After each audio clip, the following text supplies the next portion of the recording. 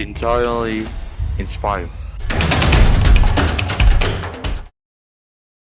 Halo Saluters, kembali lagi di EPTV Podcast bersama saya Gloria. Hari ini kita kedatangan narasumber Kak Nova. Hai Kak Nova. Halo, Gimana kabarnya Kak Nova? kabar baik, puji Tuhan. Selamat datang, selamat bergabung di kami. Hari ini kita akan bahas tentang manajemen waktu gitu kan. Soalnya Kak Nova ini bisa juga aktif di organisasi, tapi bisa juga dalam prestasi. Tapi sebelumnya ada pepatah bilang tak kenal maka tak sayang. Jadi boleh dong Kak Nova untuk kenalan supaya teman-teman sekalian kenal dan siapa tahu ada yang sayang ya kan. Oke, perkenalkan semuanya, nama aku Nova Elvira Febriani Purba, aku biasa dipanggil Nova. Aku dari Fakultas Kesehatan Masyarakat dari Prodi Ilmu Kesehatan Masyarakat Stambuk 2021. Jadi buat teman-teman ya dicatat ini namanya Kak Nova dari Fakultas Kesehatan Masyarakat. Oke, jadi Kak Nova, topik kita hari ini kan manajemen waktu gitu ya, gimana teman-teman sebagai mahasiswa mungkin banyak yang kayak sulit memanajemen waktunya gitu kan, karena apalagi kayak kita mahasiswa semester akhir yang udah banyak banget mulai fokus skripsi dan lain-lain. Menurut Kak Nova sendiri manajemen waktu itu apa sih dan kenapa kita perlu untuk memanajemen waktu kita? Oke, kalau dari pandangan aku sendiri itu terkait manajemen waktu, sebenarnya manajemen waktu itu kayak suatu usaha buat kita, kan kita nih satu hari itu ada 24 jam ya, dikasih waktu dalam satu hari. Nah, manajemen waktu sendiri itu gimana sih cara kita untuk memanfaatkan waktu yang 24 jam itu menjadi waktu yang sangat bermanfaat bagi kita, yang bisa mencapai untuk tujuan-tujuan kita di dalam setiap harinya, seperti itu. Kalau fungsi untuk manajemen waktu itu Iya, sendiri kenapa apa ya? kita perlu untuk manajemen waktu kita gitu? Kalau menurut aku, kenapa perlu manajemen waktu itu supaya kita nggak kebingungan gitu untuk satu hari itu kita mau ngapain aja gitu. Jadi kalau dengan adanya manajemen waktu ini, kita bisa tahu kita jam segini ada apa sih, mau apa yang kita kerjakan gitu. Jadi teratur gitu dalam satu hari itu kita mau mengerjakan apa seperti itu. Jadi biar segala sesuatunya terjadwal gitu Iya ya. betul. Dan apa sih tipsnya gitu ya? Dan apa yang bisa kita lakukan untuk memanajemen waktu kita gitu? Khususnya kita ini mahasiswa biar produktif setiap harinya.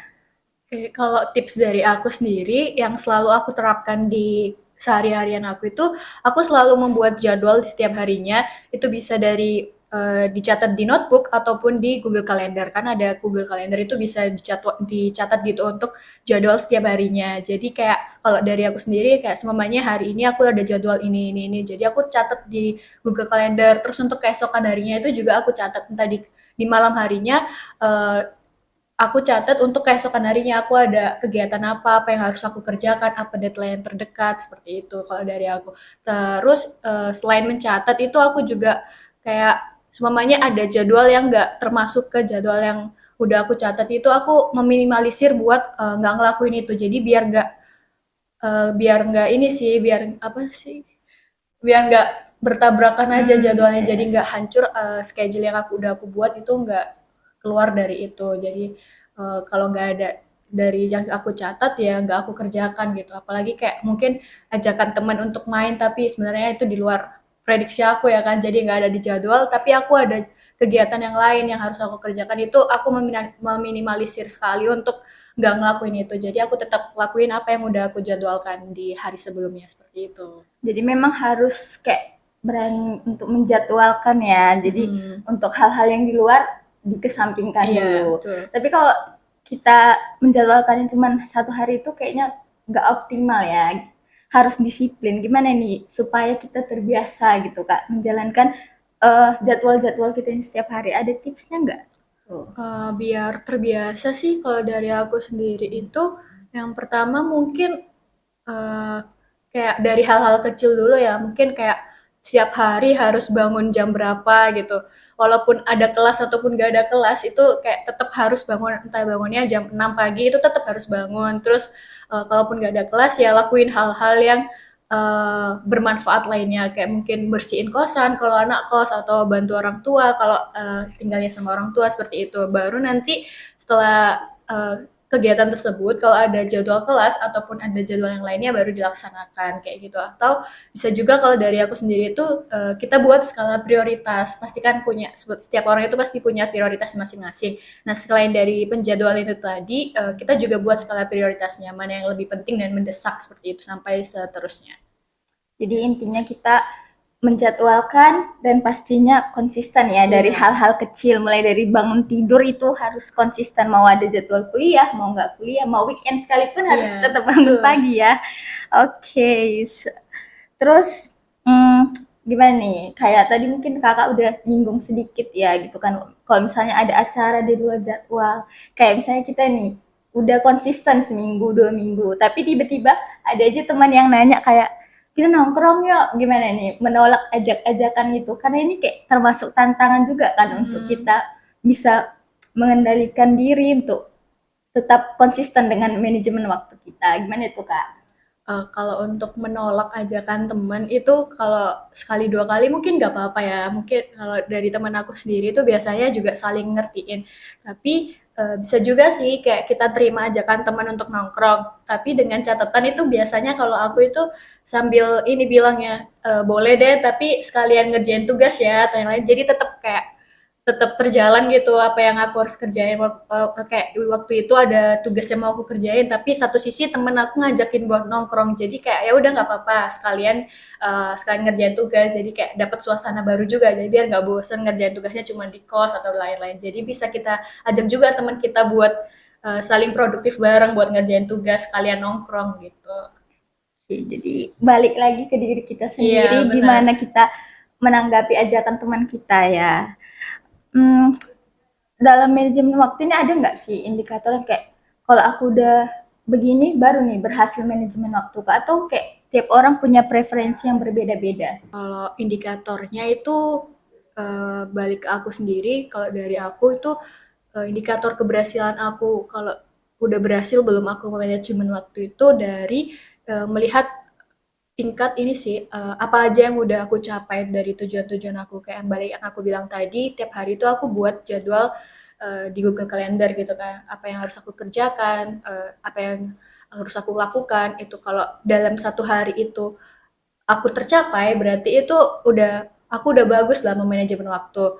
Apalagi kalau ditambah dengan seumpamanya nih aku udah selesai satu harian ini mengerjakan apa yang udah aku jadwalkan. Tapi aku lagi santai kayak masih ada waktu yang banyak untuk aku melakukan satu hal lain itu aku lakukan untuk mengerjakan yang masih ada sisa gitu kayak masih deadline-nya masih lama gini tuh Kak. Aku masih mau mengerjakan itu di hari itu karena masih ada sisa waktu yang banyak menurut aku buat aku lakukan gitu, buat aku isi waktunya. Jadi dari aku sendiri kalau indikator keberhasilan aku dalam manajemen waktu itu berhasil dari itu tadi tujuan aku tuh udah tercapai semua ditambah dengan uh, ada hal lain yang aku kerjakan untuk mengisi waktu-waktu yang masih tersisa dengan dan satu lagi sih aku nggak ngerasa kelabakan banget di satu hari gitu jadi kayak masih ada tenaga gitu nggak capek-capek banget gitu menjalani satu hari itu menurut aku suatu indikator keberhasilan aku dalam manajemen waktu.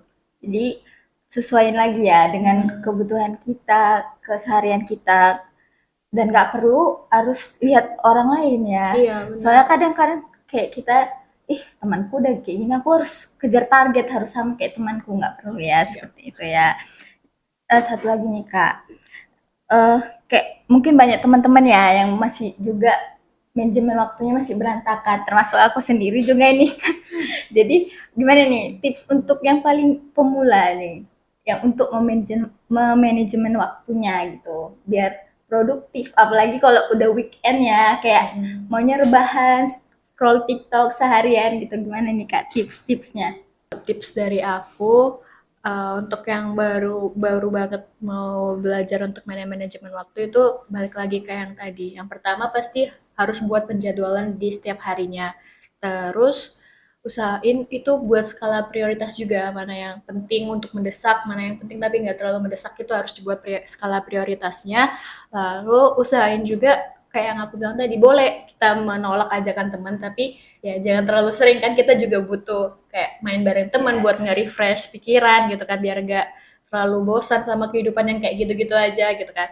Terus tipsnya lagi tuh seimbangin juga sih kayak waktu untuk produktif sama kalau bisa itu kita selalu kasih ada yang namanya kayak self reward gitu kan. Jadi kayak setiap kita selesai untuk mencapai suatu pekerjaan kita itu usahain tetap selalu ngasih self reward ke diri kita sendiri. Jadi kayak kita apresiasi diri kita sendiri biar kedepannya kita makin bersemangat nih untuk melakukan hal-hal yang kayak gitu. Jadi dari itu nanti kedepannya juga makin terus bertambah kita untuk manajemen waktu, untuk melakukan hal-hal yang produktif lainnya seperti itu. Oke, jadi itu ya teman-teman. Untuk memanajemen waktu itu kembalikan ke diri kita sendiri dan mulai menjadwalkan, membuat skala prioritas dan mensesuaikan dengan apa yang kita lakukan sehari-hari. Oke, nggak terasa ya kita udah ada di penghujung acara nih teman-teman. Terima kasih buat Kak Nova yang udah mau hadir di sini, berbagi informasi dan tips-tips yang pastinya bermanfaat lah untuk teman-teman kita semua ya. Oke. Nah, itu dia podcast hari ini tentang manajemen waktu. Jadi teman-teman, manajemen waktu ini perlu untuk kita terapkan khususnya untuk kita ya sebagai mahasiswa. Oke, sekian podcast kita hari ini. Tetap saksikan EPTV Podcast. Jangan lupa like, comment, dan subscribe di EPTV. EPTV Entirely Inspired.